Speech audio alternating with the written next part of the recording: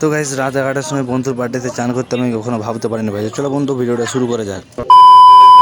Hello everyone, কেমন আছো সবাই? আশা করছি সবাই ভালো আছো। তো এখানে দেখতে পাচ্ছ সোনালি ফ্রি ফায়ার খেলছিল, এত পরিমাণে সবাই চাকাচাকি করে যে লাস্ট পর্যন্ত এখান থেকে পালিয়ে যেতে বাধ্য।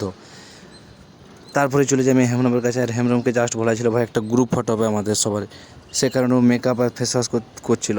ভাই এটা বিয়ে বাড়ি না, এটা বার্থডেতে।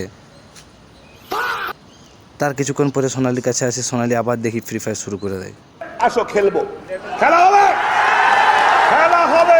আর ভাই জাস্ট এর কাণ্ডটা দেখো, সবাই আমরা কেক কাটার জন্য রেডি আর ও এখানে শুয়ে আছে। कौन है ये लोग? कहाँ से आते हैं?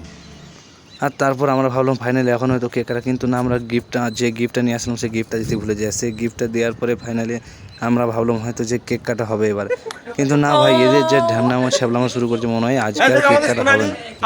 সে কারণে এই যে দেখতে হচ্ছে ওখানে, আর এদের দুজনের ভালোবাসা দেখে আমি মুগ্ধ হয়ে যাই, এদের প্রেমে পড়ে যাই।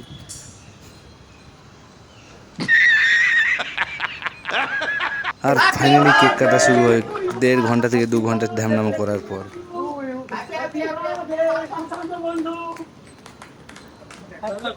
আর তারপর আমি গিয়ে কেক খাইয়ে চলে আসি, তারপরে রাত যাই। আর তারপর এখানে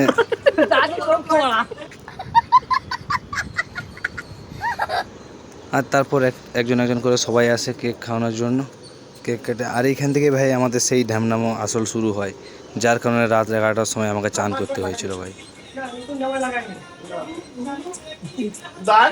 আর এদের দুজনের ভালোবাসা দেখে আমি তো আরও প্রেমে পাগল হয়ে গেছি।